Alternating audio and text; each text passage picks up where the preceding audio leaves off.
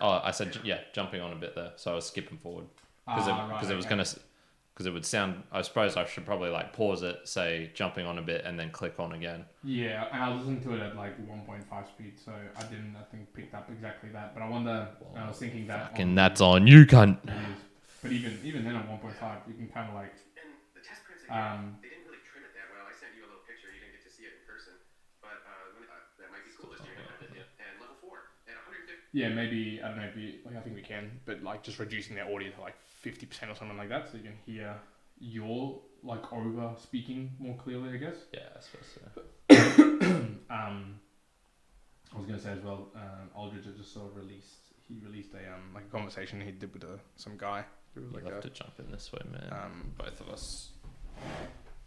He was an NFT creator and has been in Bitcoin for a while, but I think he must have using Google, like Google Meet or whatever. Because I think that's just what he uses normally. But he had, at the same time, he had his screen, the guy's screen, and then like a screen with just basically on the left-hand side him showing, like the computer screen, I guess, and just talking and like showing and images and videos of things that they're talking through. Okay. They didn't refer to it. But it was just like, I guess, handy to have on the side. And I was like, oh, that did actually add a little bit of value, to be honest. Yeah. Well, yeah, good for video stuff. It's harder with if you're contemplating audio as well, I suppose. If you're keeping that in mind. Well, it just wouldn't come through on audio, I guess. Like there wasn't any referring to what was on screen. It was just talking about the particular topic, like they'd be talking about his project, and I think Aldridge was just like scrolling down on the website or showing some of the NFTs, I guess. Yeah. But if it was like audio, you just wouldn't get that. Yep.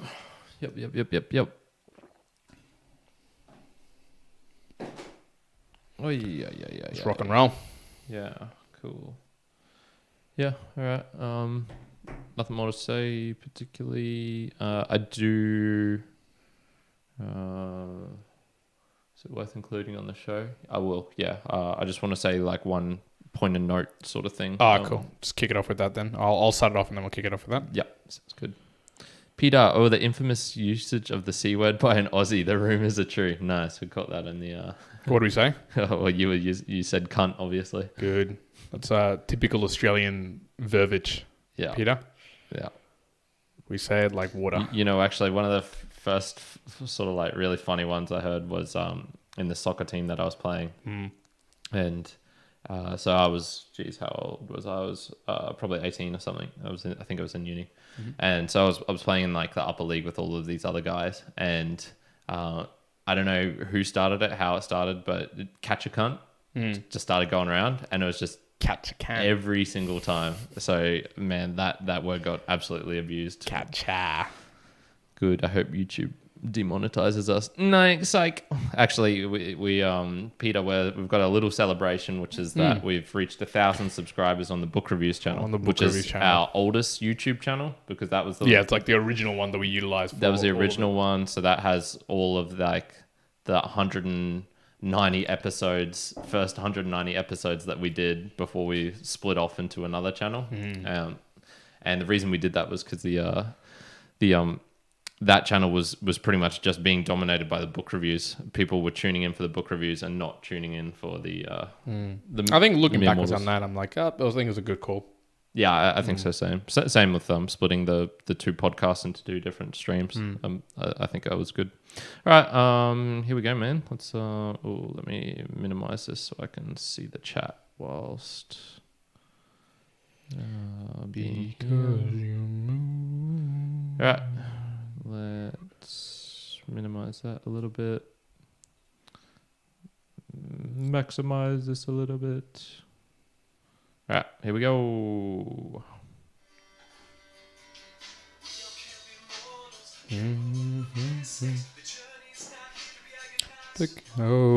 All right, welcome back, mere Mortalites, to another edition of the Mere Mortals Musings. We are live as per usual on YouTube, but if you are listening to this via the audio at a later time, do remember that we do go live Sunday, 7 p.m. Australian Eastern Standard Time.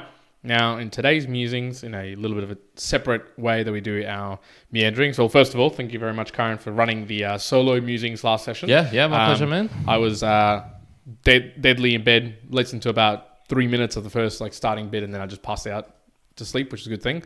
So we're back on the normal schedule, which is nice. But indeed, today's musings, we got a little bit deeper on a particular topic, I guess, me and Mortalites. And this week, I actually thought about talking the boy to manhood transition. And look, you could probably extrapolate to a few things here from the girl to the woman transition, but maybe not so much. I think there's some specifics here that's probably like a boy to the man transition. Boys rule.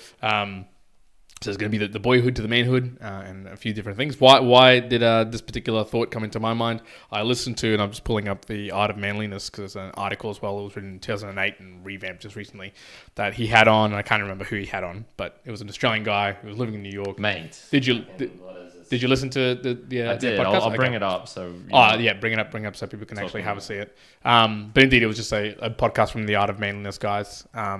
Who were talking about this particular topic, and I thought there was aspects of it which I enjoyed, aspects which made me cringe a little bit, and I thought, this is probably a topic that we haven't touched upon, and there might be some thoughts from the. Do you remember how long ago it was? Incredibly recent. I would have listened to it about 2 weeks ago. Here we go. How to Turn a Boy into a Man.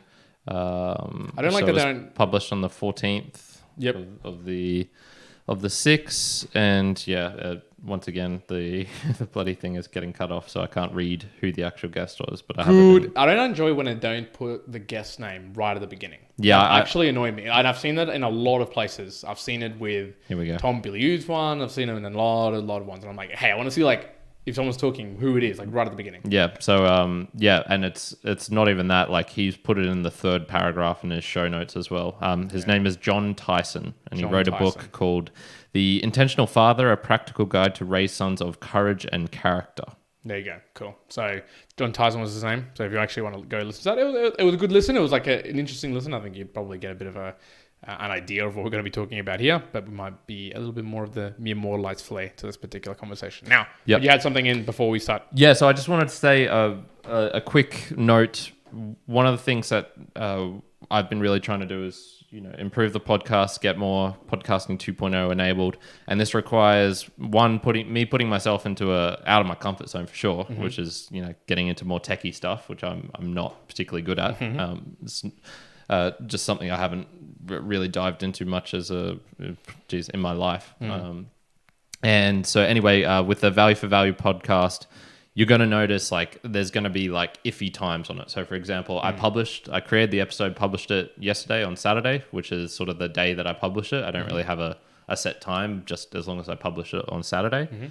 And 24 hours later, it has been updated, as you correctly noted, in Spotify and Apple. Yep. Because they trawl the feeds. And so it was updated in my RSS feed, but the podcast index, for whatever reason, hasn't captured it, hasn't seen that I've released a new episode. So I've sent a message to Dave. There's not really anything I can do. It's in the RSS feed, unless, I controlled the pod ping as well, which is the notification saying hey, the feed's been updated, which I don't know how to do that. Maybe that's something I can learn. I was going to say, is that something that you can? Potentially it is. I know you can include extra tags in to your feed, which is what you can use to show that you're going live. So there probably would be something, but it's I'd be more liable to break things than to help things out. So okay. So that's the just that little bit of news there was it's been released. If you really want it, go to Spotify. Yeah, I was going to say. I never thought I'd say that. Go to Apple and listen to it there. Or, if you really want, go to v4vpodcast.fun, and it's in my own little embeddable player on the website that I have. Or you could go to the Immortals website and it'll be there as well. No, it won't, because it's picked up through the RSS feed. Is it? Is directly? Okay, that's kind of cool. All right, so go to there as well. That's the other cool place. That'd be the only other place. There you go. Cool. So that's the Valley for you. So just a little update there. Cool. Okay, now Mortalites. We're going to talk about from boy to a man. Now, did you listen fully to that? I did. Podcast? I listened to the full podcast. So first of all, what were your thoughts on the man on the conversation on it? So this is Jon Tyson. Jon himself. Tyson. Yep. Look, I didn't have any particular qualms either for or against him. Different from me in the sense, like, you know, kind of connected, hear the Aussie accent immediately when you listen to it. So it's like, oh, cool, an Aussie. I like Aussies.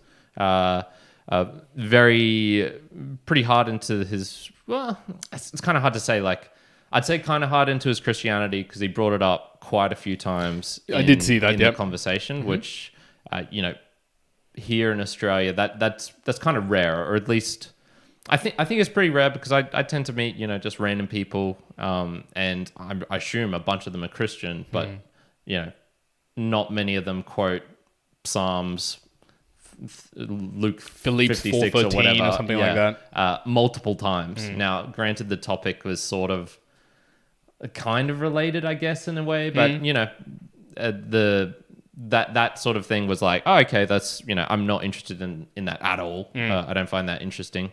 The guy himself, yeah, okay. If like I had to like say something about him, I'd be like, he might be a bit egotistical. There might be a little bit like me, rather than there was a little bit of child, that. but you know, I'll let it slide for the topic's sake. Yeah, exactly. Okay, so, yeah. So, and I had a similar feeling. So, I want you to bring up, if you can, an article called "Coming of Age: The Importance of Male Rites of Passage." It's on the Art of Manliness podcast, Art of Manliness website. Sorry. Now, as you bring it up, just so we can actually show just the full article, and if you want to go and read the full thing, you can, because as part of what he was referring to, at least in some part in the podcast, and if you scroll down a little bit, just where he starts talking about the ceremony soon began, people can read that if you're actually looking at the YouTube there. But this is just a little example of one example of, say, a boy to manhood sort of ritual story. Now, just to kind of summarize it, they basically, in this particular tribe, they go through and like pierce basically all your limbs with like splinters. Basically, they make you suspend from ropes until you basically pass out. They don't take them out the way that they came, the particular splints. They take them out like another way. They make you dance through the other side. like, they just push it through your arm. Yeah, I couldn't understand if they like push it the other way out, or it was so weird. They keep them dancing with lots of blood. They, at the very end, it says when the young man recovered in consciousness, no. First of all, so he fainted from the loss of blood and the sheer pain of the torture. Yep. So, you know, it's already getting pretty wild. And, you know, at the very end, it's like when the young man recovered consciousness, he offered his left pinky to the tribe elders to be sacrificed. And so then they chop it. They still do a bit more of the young man ran inside a ring where his fellow villagers had gathered. He basically runs around in great pain. And when he's exhausted and bloodied, but euphoric, he's basically considered that, yes, today he is a man. Now, I think we hear a lot of these from like different tribes and the like. It's like, oh, this great man like boy to man transformation where they might throw them off a humongous, you know, 20-meter height thing on a rope, and you like almost basically just smash into the ground head first, and then eureka, you're now a man. Yep. Here's the transition. And what I guess what I found interesting from what this Tyson guy was talking about, I disliked a little bit of how structured it was, because I think in the podcast he was talking, it was like a 6 years, or he was like from 11 years old to 18 years old, or something like along the lines, that he took his son through this progression. And I just felt in me, I was like, oh, this feels, I don't know, very forced. It feels very, very forced. But I do agree with some aspects of it. And I guess my opening question to you would be, you know, there's probably the extremes of dad or family-led transitions. There's, I guess, you know, me Mortalites, if someone's here listening and you're from the tribe, then please share your story of how you got thrown off a cliff or something like that you turned to a man. Did you, in particular, have any family-led, personally-led experiences where it was the boy-to-manhood experience? Zero. You could debate it? Zero that I can tell. You know, probably the closest to it would be the birds and the bees talk that my dad had with me, I suppose. That would be the closest thing to it. You know, graduating high school was an event, a moment, but you know, it wasn't like, now you're a man, Kyron. So I definitely no explicit thing like that. Probably birds and bees talk is closest. As close as can be. Close as that to anything that I've had. Yeah. Yeah, and so like in a similar sense, I've had that conversation I guess there was high school, there was finishing uni, there was getting your first job, maybe living on your own for the first time. I thought you might say like the travels to South America might have been a bit of a slice, but all in all, I kind of came away feeling like, oh, I didn't really have a... I was 27 when I did that. True. Well, he did say, at the very end of the podcast, they were conversing about, what do you do if you haven't done that already? So I think some of the steps that goes around it is, basically pulling yourself out of society in general, introspecting, doing some sort of searching behind who you are, really finding that out, and then re-injecting yourself back into society. So there was another article that I was reading, which was talking about, if you're doing this as an older person, okay, you might not re-inject yourself back into society because you might already be doing that, but you might just do the steps which kind of takes you out and, you self-introspect or something like that. And then you kind of, okay, with that newfound learning, go in as a man, if you'd like. But I came away being like, okay, I didn't feel like I had a ceremony, a thing that called it out. And I listened to that podcast. So just for on that podcast, so what the guy did for his son was, it seemed to be a combination of weekly chats related to themes regarding, manliness, what it is to be masculine or something like that. They'd regularly have like movie nights and things like that. The culmination of it was there would be sort of important moments. So one of the first ones was his wife had like a nice dinner with the son, and it was like a farewell from childhood. Yeah, you're going to have the most arduous journey with your dad, sort of thing, and you're going to want to come back to me, but I'm going to push you away. Sort of. It seemed for me rather dramatic, but I guess that's what these things are meant to be. The sort of ceremonial in many cases, and then they would confront fears, for example. So they went to a big outdoor, what would you call it, adventure park sort of thing, which was really high up, flying foxes, trapezes, those sort of things. Both of them were scared of heights, but his son especially, and his son had to overcome that fear.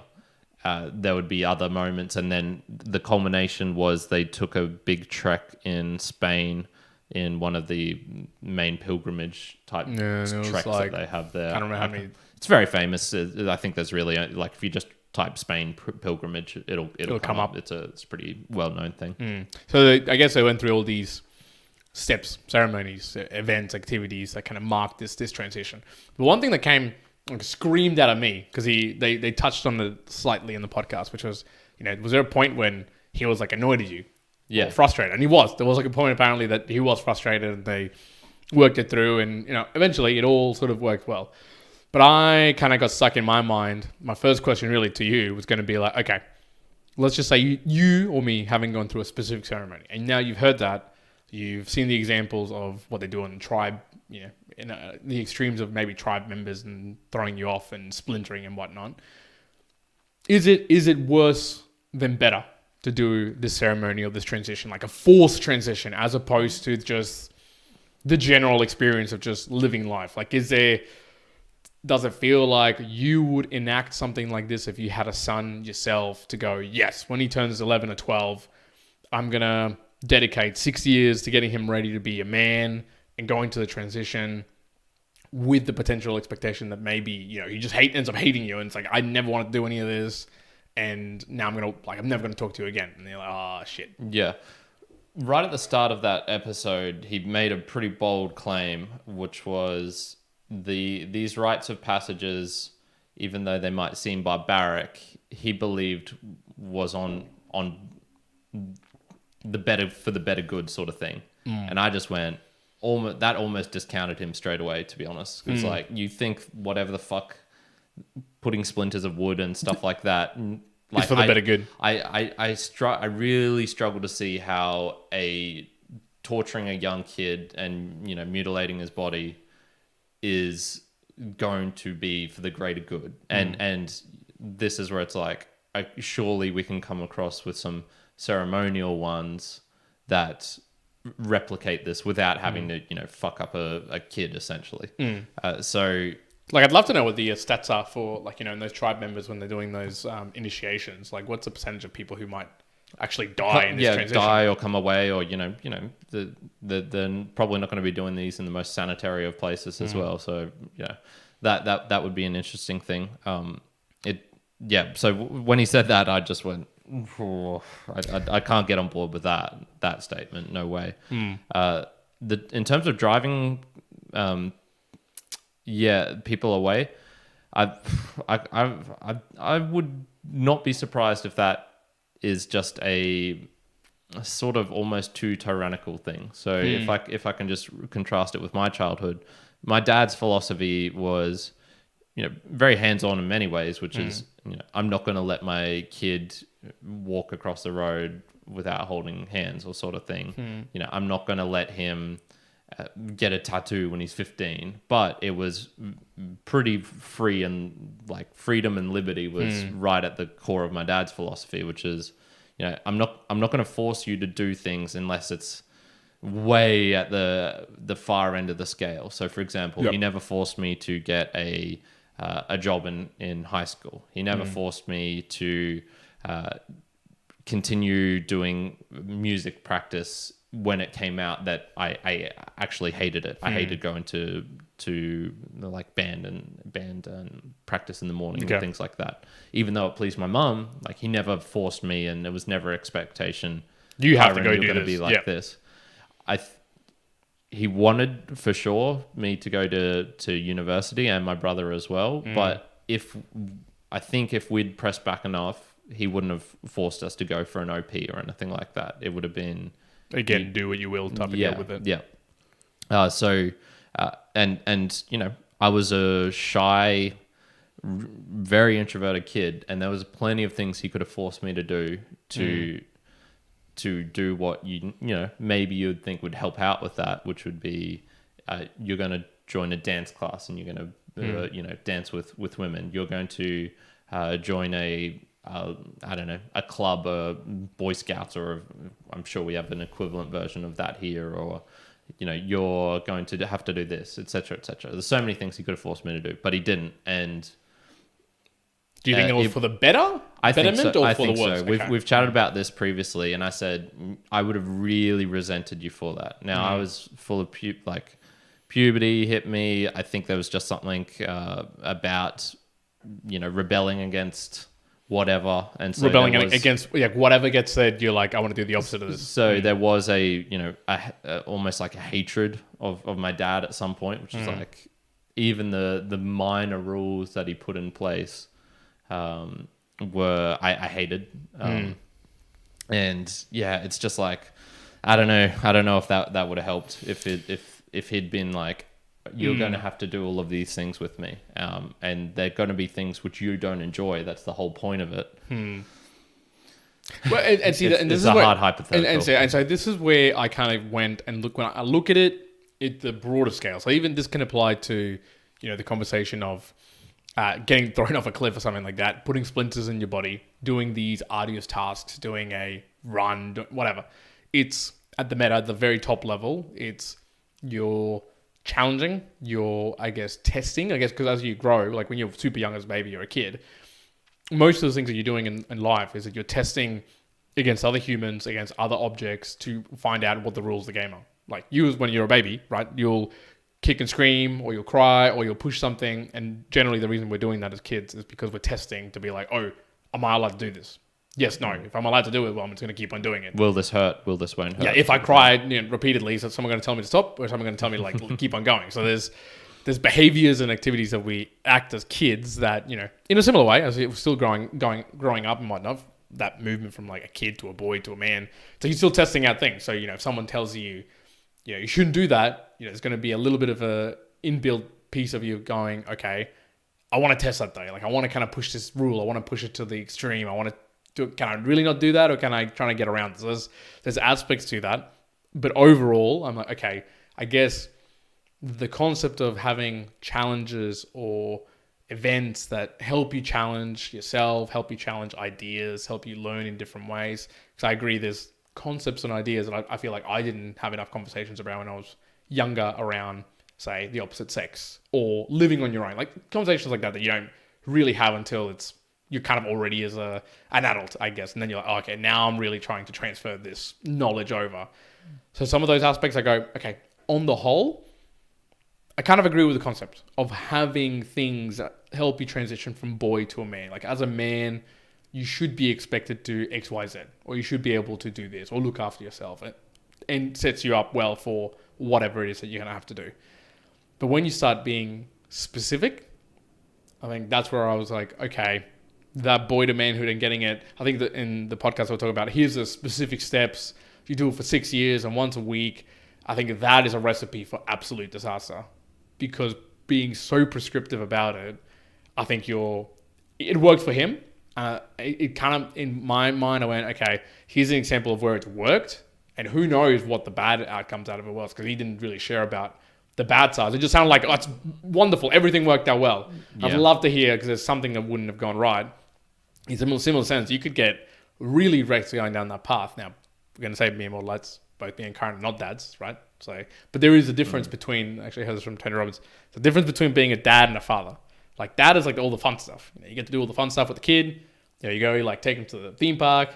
You're holding the hands. That's dad, I guess. And then the father aspect is like, okay, the father bit is where you're actually trying to instill things that you're not actually trying to be friends with your kid. It's like, okay, no, there's things that you have to impart on them, whether it's whatever idea you might think that is relevant.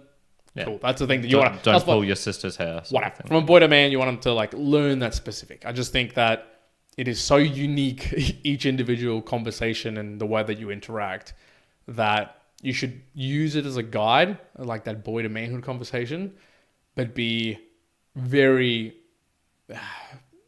very at touch. It's like, okay, what does it actually mean in this particular context? Because if you just went to go like, oh, follow this path and talk every week and do that, you could just run into a whole host of trouble. So I think it's like a personal for me. When I was young, I remember playing a lot of sports. And so for me, one of the aspects of, say, going from a boy to a man, I think should be a lot of sports. Like there should be a lot of involvement in sports. And because in the way of just physical prowess, as working with people, etc. But I know you've had a different conversation, like you've talked before, even on the podcast, about like, you wouldn't want your kid to play soccer, or you wouldn't want them to play like a really hard-hitting contact sport. They're not playing things where they can damage their brain. Or get like a brain injury, right? No. So I think, and for me... Soccer's an iffy one. Yeah, okay, an iffy. So like for me, I kind of go, see, if someone came out and was like, okay, boy to manhood, they got to play sports. Like every week they got to play different sports. And then you're going to hit this block where it's like, okay, as an individual, you might be like, well, no, I don't agree with that at all. Where someone else will be like, no, I think they have to do that. And then it's just like, it's such a difference between the ideas. It's like, okay, you can't just put like this is the path to turn them into a man. That's why everyone goes through their own path and it's what it takes. But for me, I would go, okay, that's like one aspect that if I hadn't gone through it myself, I would have gone, oh, now, like do it now, go through sports, both on like the team events and like just individuals, to try and build yourself into a character that can have those qualities behind it. But if, say, my dad or mum had at the time going, okay, you've done your swimming for 2 weeks, time to go do something else. Or, now you have to do lacrosse, or now you have to do running or something. I really would have despised that. Like I really, really would have been annoyed by that. For me, it was... You'd just be shit at every sport. Oh, exactly. And that's what I was anyways. But I just did it for longer. But I ended up doing swimming for a long time until I just started to not like it anymore, not to enjoy it. But I was there for years doing that. And it was a good thing. So like I think that aspect of it is like, okay, I formed a good relationship with the family for allowing me to do that. There was positivity in the way that they helped me with it. And there was aspects like, for sure, 100%, it was either that or the very first starting of gym that made me like the disciplined person I am today. There's no other things that really I could point and be like, oh, that's what made me disciplined. Like, was it homework or something like that? Nah, no way. It was 100% swimming in the mornings, like 4:30 in the morning, 5 in the morning, basically every single day. That I was like, okay, that's like drilled it into me. That's what you do. Cool. And I would say that's like a trait that I've carried into the manhood. But it wasn't something, and if mum's on this, listening to this, or dad or anyone call it out, I for sure don't think that that's in the mind. They were like, okay, this is the transition. This is what we have to do. So he gets this, imbues this idea or this value. It was more, it just eventuated because I was doing things which were a challenge. They were challenging me. I was testing it and I just learned from it. Yeah. Was there ever a moment where you became a man, where it was like, oh, I'm a man now? So one thing my dad repeated very, very often. So even though he was, I guess you could say strict in some ways, he had that same rule. You're not playing NRL. You're not playing a sport where you can break your neck, like our friend Terry did. Yep. Just comes to school one day and he's got this huge neck brace, and it's like, oh shit, you could have got paralyzed. So in sort of some respects, you could be like, oh, how tyrannical, and whatnot. But he was also very clear. Once you turn 18, you can do whatever you want. I've got no more say on you. That's sort of like the laws in our country. You have access to everything. You can do everything from this point. And so also, not even there's not going to even be rules for living under my house still. So I stayed at home until I was 20. I moved out just before my 21st. That there was still sort of like you can do what you want. If you want to play rugby now, you can play rugby. If you want to drive a motorcycle, hell, go ahead, go do it. So it certainly didn't feel like that when I turned 18, but maybe upon reflection, it's like the amount of times he repeated that sort of message could have been like, oh, okay, when you're 18, now it is where it's like stuff gets a bit more real. Like you have to, there's a lot more decisions for you to make on your own now, sort of thing. Yeah, I think that construct of whether it's 18 here in Australia, 21 in the US, I guess in other foreign countries, against Colombia and Philippines, Vietnam, Cambodia, those sort of places, the expectation is that you kind of live with the family for a lot longer until you're really ready to move out of the home. So, does the 18 really claim there, or does it feel like it's, later on? I think there's a danger to putting it on an age to say like, oh, you're now a man because you're 18 years old. I think that's probably full of errors or full of... Well, that's what most of them would be, though.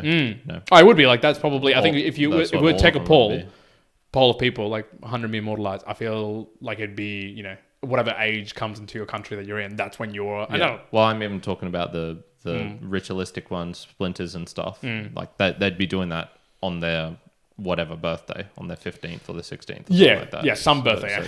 Still, that's always ridiculously young. Yeah, it's always going to be related to an age thing as well. Yeah. Is there any questions coming through? I'll do some comments and then we'll do a Boostagram. Do some Boostagrams. Yep. Yes. So people were making fun of you in your attire. So you're obviously not a man. Good. Saying, Juan, you look really cold, but your ears look warm. They are toasty, man. But as you can see, half beanie, whatever the fuck that thing is. The beanie's actually open at the top, so it's I don't know. It's actually not. It's a headband. Yeah. It's a warm headband. Yeah, I don't even know what I'd call it. I'm actually enjoying this warmth and this jumper. So I asked a question: have you ever had a ritual passage or rite to become a man? Petar says, I recall becoming a man. It happened late one night on the couch in the basement of my parental home at the age of 18. Oh, what a night! What a woman. Well, it actually says, what a woman, so not woman, not what individual. Man. What a so it's not WOMEN. Yeah, so maybe he had multiple. Multiple. There you go. That's how you turn into an adult. It's got to be multiple. He's probably like 60 something if he had enough of them there. Dang. And I always assumed you became a man in Australia after you killed your first crocodile. This is incorrect. And then he's put okay, yeah, it's incorrect because he put a picture of a knife and then a crocodile. You have to use the spoon. Yeah, that's how it works here in Australia. It's not. Yeah, knife's too easy. Yeah, that's baby to boy. To manhood. It's with a spoon. Yeah. Those are the comments that we've got. Good. Okay. All right. Well, I'm going to pop the Boostagrams to have a bit of a look in the Boostagram lounge. There's quite a few. I think there was. Now I've got to get the right date here, so I think I'm going to go off June 17. No, earlier. So earlier from there's earlier ones. 13th of June. Yeah. 13th. Holy dooly, there is quite a few here. All right, let's rock and roll. So we've got one from Petar, 2,222 sats, and using Fountain. All crypto are scams except for Bitcoin. I'm at the point where even hearing people saying the word crypto instead of saying Bitcoin makes me cringe. Yeah. What's his name? One? So in a weird. Sorry, I'm gonna back this up with another, not Petar, but Peter Schiffer, whatever that dude's. Peter Schiff. Peter Schiff. So a post from him on Twitter today, and he was talking about the fact that crypto is going down, and he made a comment. He said, long term, I think that crypto he's like, long term, I think that crypto will succeed, but Bitcoin won't be along for the ride. And I just went, Oh, really? I just went, this makes zero sense. In the same way that what Peter is saying here is like, when it's like all crypto is a scam except for Bitcoin. I don't know if you can have cryptocurrency in general without Bitcoin now. Like that's almost synonymous with what it is in essence, like with the idea. I mean, you could change Bitcoin to another name, but the premise of the whole thing is still remains. So I was like, yeah, it's the heart. I was like, oh my god. So look, I don't agree so much that crypto, like that I don't cringe when I hear crypto and it's talking about something else. It's Bitcoin. I think I do come to some agreements with like there's Bitcoin and there's everything else. So, I still kind of get a little bit pained out to see Bitcoin. Like for us, we use Satoshis, which is just a fraction of Bitcoin in the Lightning Network to be paid. Basically, these Satoshis got to come through. And I kind of don't agree with that. I almost separate Bitcoin as like, Bitcoin shouldn't even be used for that. It should be used purely as like asset storage. Oh, okay. And then use all the rest of the cryptocurrency like Ethereum, Matic, Cardano, ADA. Like they're better for that. They're better for these transactional things. A lot of people would disagree. A lot of BTC maxis would I think they would too. I think, but in my mind, I'm like, I see it could play like that. And that's why I say, well, yes, you could do crypto as general as everything else. If you haven't listened to the Gigi before, he's pretty good, man. So the GG, G-I-G-I. So it's a German guy, but he speaks really good English. So Der is sort of like the, and Gigi is just his sort of nickname. But G-I-G-I? G-I-G-I. Okay. And so they had it on Bowl After Bowl with Sir Spencer, who was on our podcast. I chatted with him last week. That episode's pretty good because it sort of just covers roughly, and I even asked a question related to the tension between store of value versus peer-to-peer payment network, and I think he does a pretty good job of answering that. So, I mean, what I struggle with is if anybody tells me that Bitcoin's a better, P2P transactional medium, I say, I just in my mind, like that's not what it was built for. Like it wasn't built for that. Yeah, that's not. It's it kind of was. It wasn't its original intent though. I think so. I think it was. Its original intent for that. Yeah, man. Yeah, and the whitelist, I'm pretty sure the white paper is Bitcoin, a peer-to-peer payment network, man. No, actually, that's probably right. That was what the story. That is true. Whole block. I think maybe what I'm going to read the Bitcoin Standard. I've got it. I picked it up today, so I'll read that, and that'll enlighten both, because that's a really like the book to read about Bitcoin. So okay, yeah, okay. Continuing on, there's another one from Petar as well, another 2,222 sats sent using Fountain. He says, Bitcoin streaming music is bleeding edge early at this point, but thanks for breaking it down. I'm excited to watch bigger and bigger acts start streaming the music for Bitcoin. Also, Talk on 8 rocks. Talk on 7.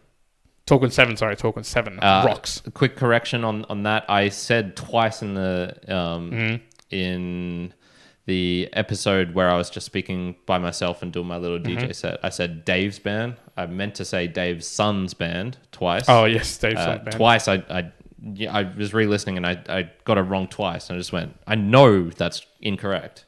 But I somehow still managed to say it. Just like a random mental slip. There you go. Little correction. And I agree, but yeah, it's absolutely bleeding edge, just as I think everything is in this whole entire space, to be honest with you.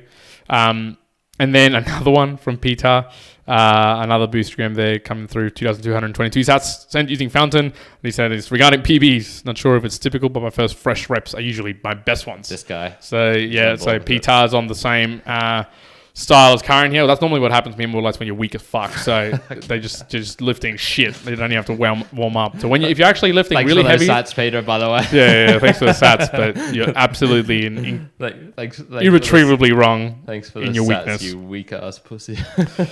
Now continuing on, June 17 has come through here from Jake Hyder from the SLIEK Podcast. Says loving the content, guys. Yep. So thank you, Mr. Jake. So the Strangest Life I've Ever Known. Strangest Life I've Ever Known podcast is what that stands for. Indeed, I like the guy. I covered it on the Value for Value recently. Yep, very smooth voice. Jake has Mr. Hyder, very smooth voice. I liked his voice. Just nice. No, you were listening to Brandon. Oh, sorry.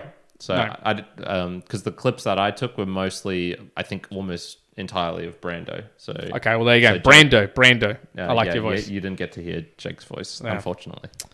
Or maybe I wonder if Jake's voice is better than. I should check it out. 1,462 sats sent using Curiocaster. What would that number be? No idea. I was going to say, yeah, there's some numerology that was like... Awesome content. I'm actually struggling a lot with the numerology. People have been sending... 1462. I don't know what that means. Let me look it up while you're... Okay, we're going through.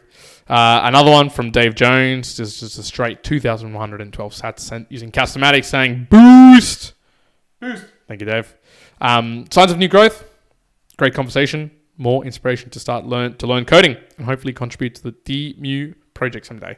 3,333 sats sent using Fountain. So what happened in the year 1462? There was a lot of things about Dracula attempts to assassinate Mehmed II, forcing him to retreat from Wallachia, something like that. The Jews are expelled from Mainz, Germany.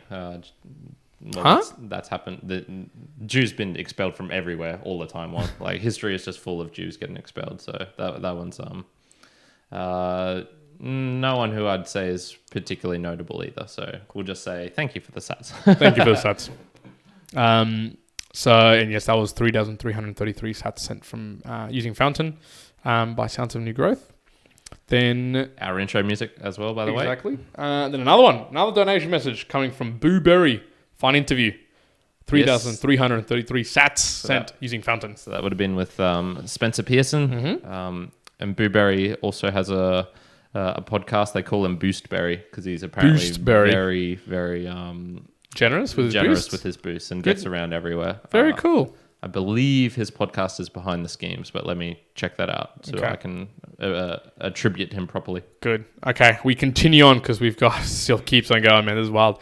We've got another one from Jake from the SLIEK Podcast. So that's great conversation. Again, there's obviously with the conversation, the interview that we just did. That's 1,000 sats sent using Podverse. So also getting a bit of a various utilization there because that Jake used two different methods there. One using Curiocaster and another one using Podverse. Yeah, that was cool. There's Podverse, there's Fountain, there's Castomatic, there's Curiocaster. So very cool to see all the different ones. Yeah, and it was Behind the Schemes with threes instead of e's. Yes. You showed me this website. Yes. Okay, and the final ones, I'm going to rip it backwards. I'm going to go from the latest to the not so latest from today. Mm-hmm. We got one from Floydianslips.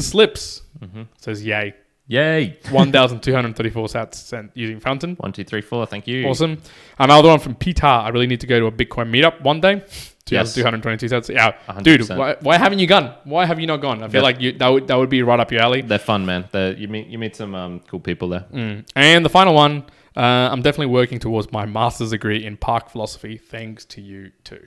Which we did do from Petar, and we did do a conversation today, which is a little bit more orientated upon philosophy. Back to a little bit of that. And that was 50,000 sats using Fountain. So whoa. Big Petar with the big sats sent through. That's putting him higher up on the leaderboard. Which, at the same time, actually, I thought, let's just share this now because it's something that we've kind of talked about and we probably should have mentioned at the beginning. But if you do want to... we will share this more and more, obviously, as we start getting a bit cleaner. And now, just bearing in mind here that what you're going to see here is from maybe 2 weeks ago. So we've basically just set up a bit of a page on the website. We'll share it out a bit more. What we're trying to tell people is, like, first of all, we do have a couple of shirts, which a couple of our listeners already have. We're basically saying you do get a free shirt. You just basically have to get on a particular... You just have to pay for it. You have to pay for it, theoretically. But what you're paying for the value of listening to us. Yes. And the free shirt will come with the levels, which I actually like the SLIEK podcast and how they do the, was it 500... So 25,000. It was like 500 just to get to the Discord. 25,000 for the sticker and the card. 25,000 to 125,000 to something else. There was a third one, that I missed out, and the fourth one was it was 150. So 150, okay, and 150,000 was the shirt. So I was like, I like that concept, which we might play on in. The first one for us might be 100,000 with a shirt, and we might for 500,000 it might be like Karen's gonna pay you a visit directly to your face. I'll dance for you. He'll dance right in front of you. Dance. So in this website, what you will be able to see is the rankings, the Satoshi, the supporter rankings. So right at the top, obviously you've heard some names there: Petar, Dave, Oscar, Chad Farrow from the past. And then a full list of supporter ranking. Yeah. So Signs of New Growth is starting to get up there. It's in 5th place.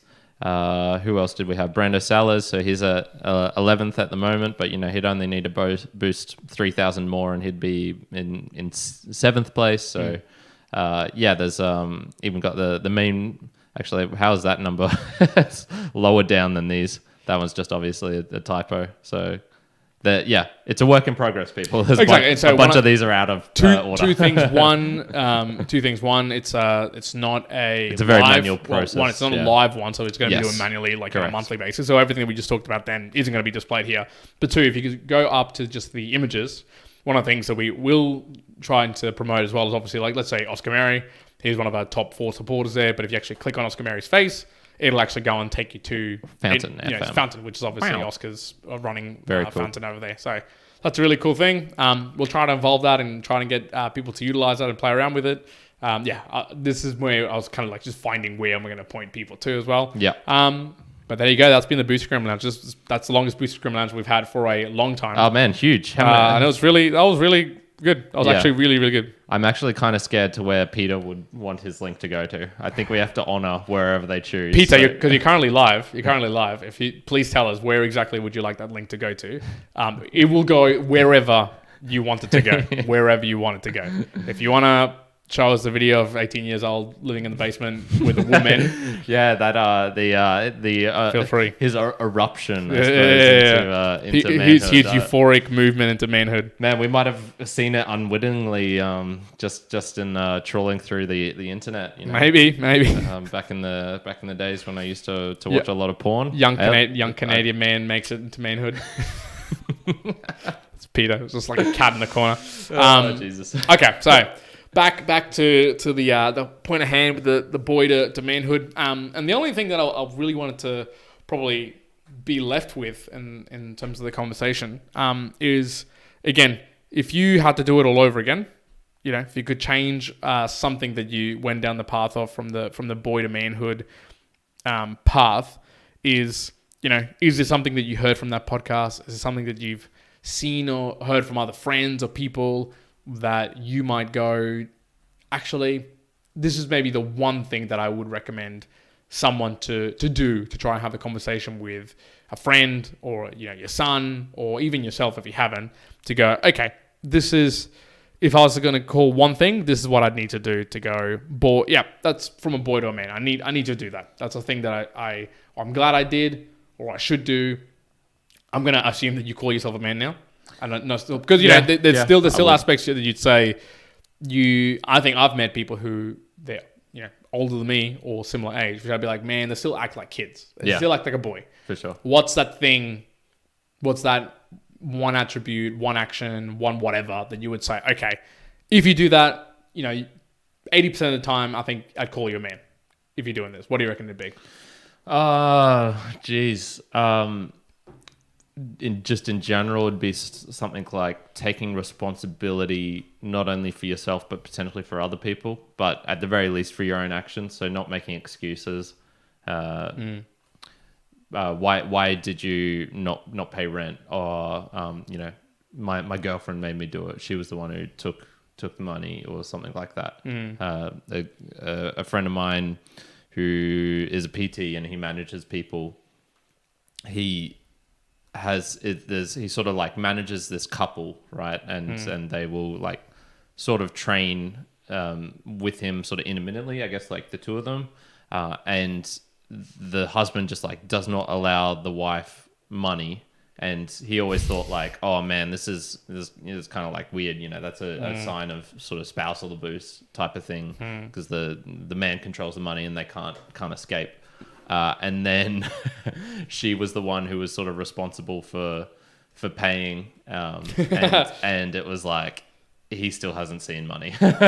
So it was sort of one of those things where it was like she was making excuses, and it was like, oh, okay, no, that guy acted in it like a man by sort of putting down the law and being like, you are terrible with money, and this affects my relationship with the same PT. So we need, I need to sort of step in. So that sort of thing where it's like, you don't make excuses. You you got your shit in order, and if you don't got it in order, at least you'll own up to it and be like, yeah, I didn't have my shit in order for whatever reason. I think certainly there's a physical aspect to it. I don't think you can discount that. So being strong in some sort of manner. Now, not everyone's going to be one level fucking type arms and legs, but I think being stronger than perhaps you once were would play into that. There was this thing that I took a screenshot because I wanted to remember, and I've been meaning to bring it up in meanderings, and I never do. But it was something that Tim Urban posted a long time ago now on Twitter, and he basically made this comment, right? He said, imagine you're told that 3 years from now you're going to be forced to do one of these. You can prepare all you want until then. Which one would you choose? And it was free solo up a rock face, surf a 100-foot wave, wingsuit off a cliff, or tightrope between skyscrapers.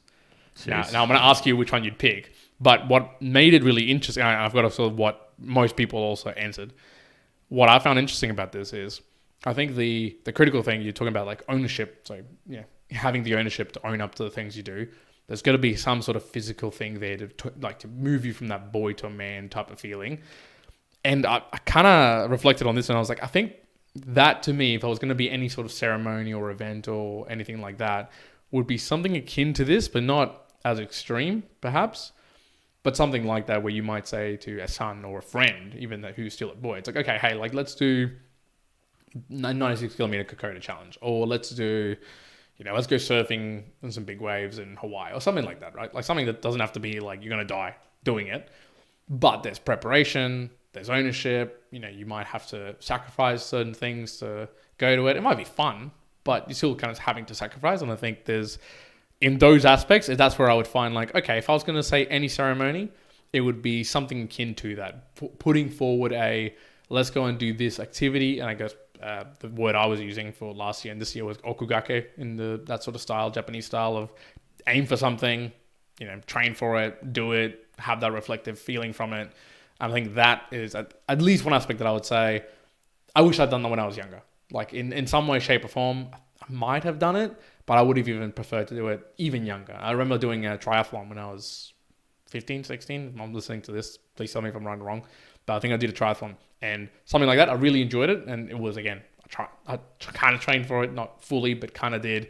And I think the challenge, the difficulty, all of that, like I still remember it to this day, and I felt like that was a good thing. So something like that in a similar activity event, bigger sort of realm, I would go, okay, that would be a good thing to put into someone's young life to be like, all right, help transition and build a lot of those qualities that come with it. Yeah, I suppose a defining aspect in many ways of something you can look back on. In the podcast, what was his name? Jim Tyson? Tim, shit, I've forgotten his name. It's not a memorable it's not a memorable name. Yeah, and I can't find it now as well. Good. I'll find it for you if you want. I can do it, man. I've got it up here. Here it is. Jon Tyson. John Tyson. Apologies. I'm not apologizing. Well, fucking now I've lost my train of thought as well. So what was I talking about? You were saying at the end of the podcast something in relation to the actual... go on. It's gone. Well, we'll go back to Tim Urban's commentary. Which one would you pick? You got 3 years. Sorry, I remember. It was the... Part of the importance of it is just the cementing, saying like, this is a special moment, really remember it. And so he would do a bunch of things to cement that in his kid's mind.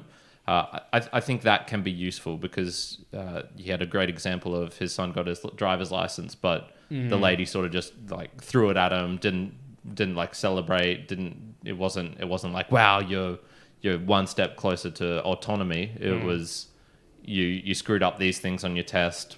He didn't even know if he passed, sort of thing. Yeah. So it was sort of, I can totally get the idea of being, okay, let's make something special so you can remember this moment. And because there's no point in becoming a man if you don't remember that you've become a man in a way. And so, yes, celebrating and really highlighting those momentous, those sort of step changes, I guess, if you want to call it, like that's a pretty big one. Being able to legally drive on roads, like, you can now kill people just by doing that. Yeah, there's like a level of ownership for yourself that you've got to have. Yeah. So I think that's kind of cool. My only challenge with it, I wouldn't say celebrations per se, because I did hear that and I was like, guys, you don't have to have a celebration for like, because again, it's like, that's not the only way to cement things. Like, for me, I would go like, if someone gets a license and then someone gets a new job or someone gets whatever, it's like, it's a celebration every single time. Maybe you can, like, that's the thing people do. I feel like that not all the time is, it's like that level of don't celebrate too highly the wins and don't like commiserate the losses too deeply. But there is 100% ways that you can cement the moment. Like, you might just carry the conversation and be like, let's talk a little bit more, like be genuinely curious of how the driving tests go. Like, what were the good things, what were the bad things? And then just extending that conversation to that feeling can help cement that. I'm not saying the Mortalites don't celebrate, but I would say, I don't know. I personally feel like if you celebrate everything, it's a little bit over the top. Yeah, well, that's the thing. Like, you have to be particular about what it is. But okay, let's finish up on this. Tim Evans' note. So you got 3 years from now, you're going to be forced to do one of these. Which one do you do? Freestyle up a rock face, surf a 100-foot wave, wingsuit off a cliff. Like part of that between in my mind goes, what way would be the most pleasant to die out of those? So I don't want to get killed. I don't want to drown, and I don't want to either get crushed by a wave. Mm-hmm. So that one's sort of out of it. The rock face one, I don't think that'd be super pleasant. So I'd probably be going for the either the wingsuit or the going between buildings. Ooh, okay. And between the two of them, I don't know. I kind of like the wingsuit one, to be honest. Like, that's something I've thought about just doing in the past anyway. So skydiving sort of thing. So to be honest, we've had to pick out of these without knowing the results. I would have said the wingsuit just because it's with a 3-year time frame. It's like, you don't have to learn too much. It's like, just go like this. Pull it out, just go for it. I feel like, one, it's survivable, probably the easiest to be survivable, and you kind of enjoy it. In the end, 65% of people actually voted that one. Yeah, makes sense. With the least favorite being this hide rope, and some people putting a surf at 100-foot wave. But man, that would be nuts. Yeah. That would be, if that was supposed to be the boy to manhood transition, then I would not do it. Thank you very much. For sure. There was a couple of things from the podcast he did say, which I thought were sort of noteworthy to this, which I agreed with. Mm-hmm. One of these was the stats where he was talking about you really need a 2-parent household. He was saying you really need a dad in your life. Like, you need to have a male figure. I don't think that, and then he was talking about how bad having a single mum or a single parent is for you. I somewhat agree. I agree with that a lot, actually. And the stats that I've seen, it's not necessarily you need a dad. You just need a 2-parent household.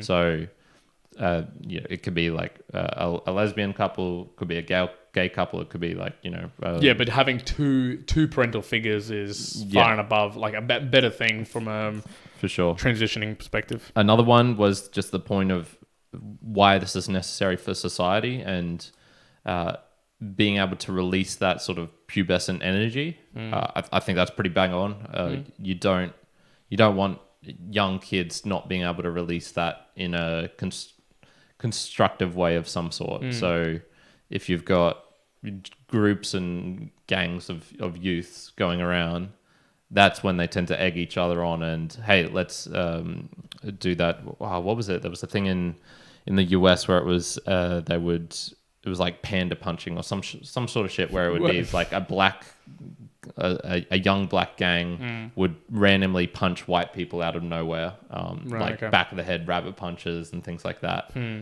And they were all sort of in the 13 to 16 range. That energy can be used way more constructively. 100%. Yeah, you can direct that energy in much better ways. Yep, for sure. And then I think then there was a couple of other things where I was like, just about him personally, and like you were saying, sort of with his son was 100%, like 100% everything. Yeah, like everything went really well. There was I'd really love to know the conversations his son had with his friends. Yeah, and just being like, the fuck was that? Like that was I don't want to do this thing. Why is my dad forcing me to do this? That sort of thing. And I think that's the broader, because I guess so. It's a good point you make. Say when it's at the extremes, like the tribes, everyone's getting splintered. everyone's getting ants put on your arms and getting bitten off. Everyone's getting thrown off the cliff, right? Everyone's doing it. It's not like, hey, like Peter got off and, you know, his dad bought him a car. No, wrong. You're all fucking getting splinters in your arms, and that's how you turn into a man.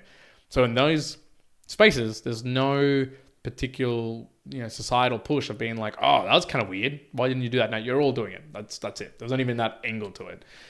Yeah. Maybe there's some shift forward, but like in this example, especially in modern culture, if you try to put the directive too hard, you don't know, like, again, you want to channel the energy into the right ways, but just as easily you can kind of overtip the other way. And as you're right, like, you know, what if you then start ostracizing the way that your son or the person that you're trying to help out is interacting in their networks or in their groups, and all of a sudden you alienate them from that space. And yes, you do help them in some way, shape or form to move on this way, but all of a sudden you take them out of that particular network. And it's probably even worse for them in terms of the transition to, you know, just society in general and becoming a man in interacting with people. So it's like, I can see that podcast did poorly in showing what are the downsides of actually doing something like this and not thinking it from a overall perspective. Yeah, that's true. And then it's, I don't know. I look at myself and I'm like, you know, how many moments did I have of that were created for me to become a man? And like we said at the start, there's really none. There's nothing that really stands out. If you force me to, I can think of another couple of, you know, intimate moments I had with my dad, perhaps. But there's not a whole lot that was there. And yet, you know, am I a drag on society? Obviously, yes. But is it like, would I have been so much better? Is it debilitating to society? Yeah, No. yeah. Would it have been so much better if I had these things happen to me? You know, these hypotheticals are hard. I'd love to, yeah. To fully convince me, I'd need to see data being like, okay, these are, you know, here's like a study of kids who grew up in very similar environments. You know, let's just say standard middle class upbringing, like I had. One who's had these, you know, parents who did these ritualistic things. I did like that he sort of individualized it. So, yeah, it's not like his kid had his kid and this other kid had to have ants on their arms. No, he got to do things that was specific to his kid. So I think that's sort of a plus on his point. Also, the being able to have your son in situations with other dads, for example, where it's not that directness. I think that's probably a useful thing as well, because there's just certain things you can't say to your own dad or to your own parents that you wouldn't be comfortable with, and which you might be able to with others. I didn't experience this, so I can't say. But yeah, for me, it was sort of like I came out of as a general coming out of it. I was like, I'm not sure. There seemed I wasn't sold enough. I kind of, my final point of all this was like, let's just say there's probably at best 2% of all males out there that probably went through some sort of ceremony from boy to manhood. And that's probably being like really... I'm struggling to think of I can't even think of anybody who's gone through that. Yeah. Well, yeah, personal friends for sure, but then even cultures, you know, New Zealand culture, maybe I can think of specific, you know, Maori ones, for example, but if you're talking about city life and things like that, nah. Yeah. So I'm just going to say that, like, yeah, it's less than 1%. Okay, there's less than 1% of males probably going through this. Is it that 99% of males right now are boys still, that like didn't transition properly to manhood?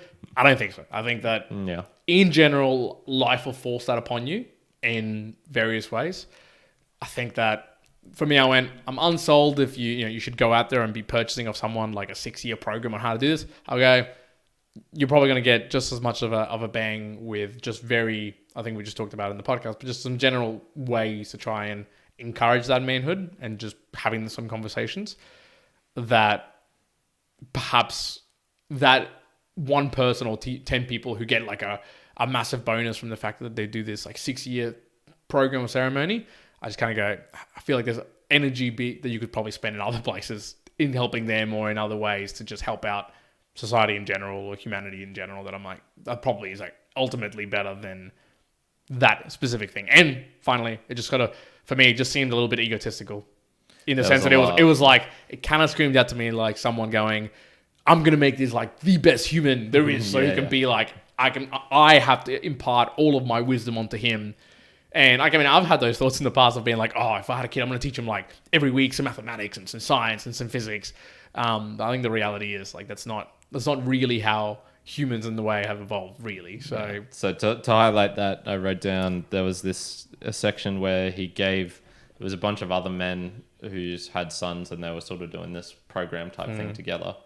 And he invited them all over to his place, and then they went there, and he'd like organized this night of fine cigars and liqueur, cigar, and he gave them these glasses and stuff, and he was saying, this was a night these guys will never forget, sort of thing. It's like, fuck off, as if you know that, mate. They could just as well come out of that being like, this guy man, was that John guy, what the fuck was that about? That was a strange night. Yeah, so don't get egotistical stuff like this. I think that also if you think that it's just you who can transform like a boy to a man, it's society that transforms a boy to a man. It's not the individual. So take away the egotistic side of it, I guess, out of it. 50-50, man. The amount, genetics, nature versus nurture. There's both. Yeah, definitely. No matter what you do, you're only going to have 50%, like max 50% effect on them. So, yeah, your choice of society is just as much a randomness. And then so yeah, you could do all of these things for your kid, or you could just move to a society which is maybe a bit more masculine, for example. True. Yeah. It'd probably be the same payoff. Exactly. So just wherever Karen doesn't live, and you'd be the man anywhere you'd go. Avoid me. All right, me Mortalites, we're going to leave it at there. Is there any final commentary that's come through that at all that we want to touch on? Okay. We're all good. Good. All right. Well, we're going to tie it up here to say that, again, we are a Value for Value podcast. You did hear a large Boostagram Lounge section today. So if you are interested into what is Boostagramming, what is Satoshi, because I've heard this conversation with a couple of people. My first beginning, if you don't know what Satoshis are, have a general Google. What is Satoshis? Go look at some videos. What is Bitcoin? What is Bitcoin? We were struggling to just detail exactly what Bitcoin is, to be honest with you. So, find that out. Go and look at a couple of images and whatnot to get an idea, and then kind of understand that the way that we're trying to function is that we're operating with value for value, where we share value with you and you share value back with us through time, talent, or treasure. Now, that can be time. Again, obviously listening to us, you could help us out doing something. Talent, you could help us out, create some of our thumbnails, maybe perhaps some music like Signs of New Growth. That's things right there. Or treasure, which is direct Satoshi Boostagrams or streaming that can come through. Yep. If you want to become a man, send some Satoshis. If you're a female and you want to become a man as well, send some Satoshis. That's what you do. do it. But if you want to become a mere Mortalite, a bona fide mere Mortalite, you can reach the 100,000 sats level. You are correct. And then you will become a member of the Mere Mortal gang. And I think I'm toying with it because I saw a couple of like big Satoshi things. I'm just thinking, and I've seen the numbers. I'm thinking that the next one we should do should be 1 million. Yeah. I'm just tossing it out there. I'm thinking 1 million sats. Sounds good. But I'm just thinking what do we do for the 1 million sats? I like the ring ideas. I like the ring ideas. That's a pretty cool thing. Yeah, but I think we could. I reckon we could do something better. But we'll have a think about it, folks. We'll have a think about it. One will get a tattoo of your face. Yeah.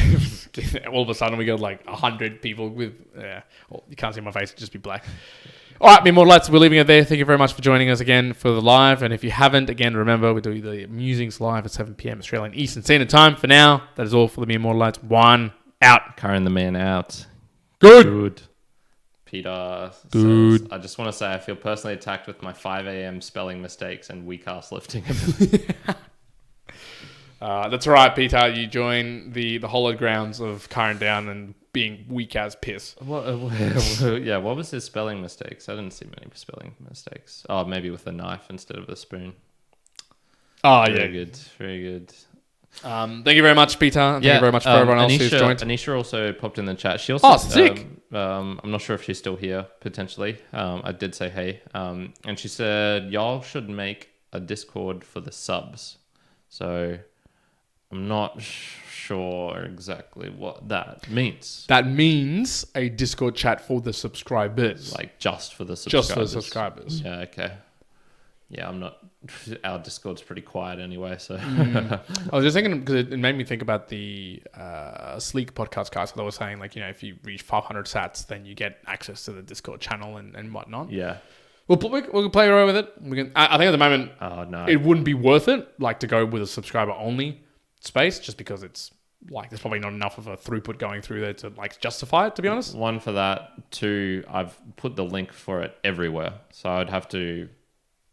Well, I suppose I could make that link expire, but then it's like we've got this expired link written everywhere on all of our show notes, which I don't want to go through and do. And also, to be honest, I don't know if I want to do... I don't like paywalls, man. I was going to say, I don't want to put the limitation on it. Like, we'll see what we do with the million all stuff. I do prefer just rewarding people if they've been supporting us for a long time. That's a really cool thing.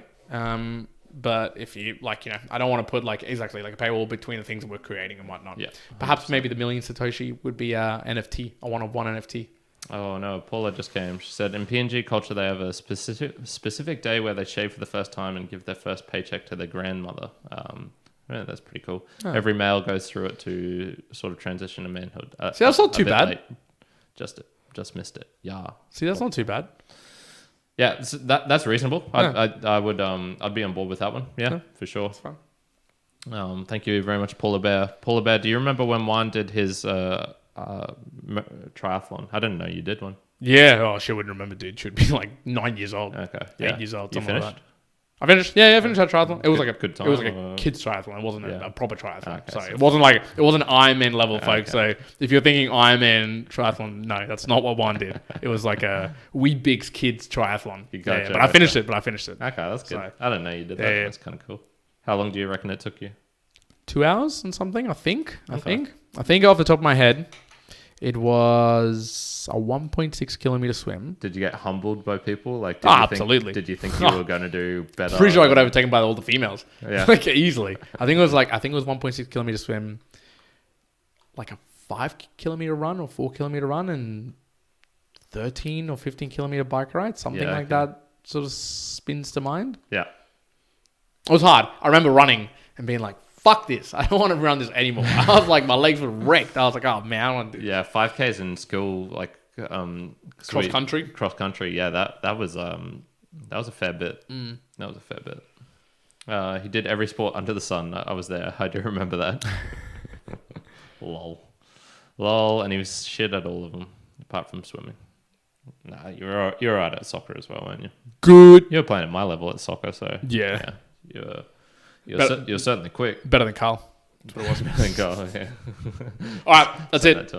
Yeah, thanks everyone. Thank you very much. Much appreciated for joining in. We'll be back again next week, same time. And yeah, Peter, if you check out the particularly the meanderings that's coming out on Friday, it's definitely the philosophy in the park. So make sure you don't miss that one. Not that I don't think he really misses anything, to be honest, but extra special, don't miss that one. All right, peace. Ciao.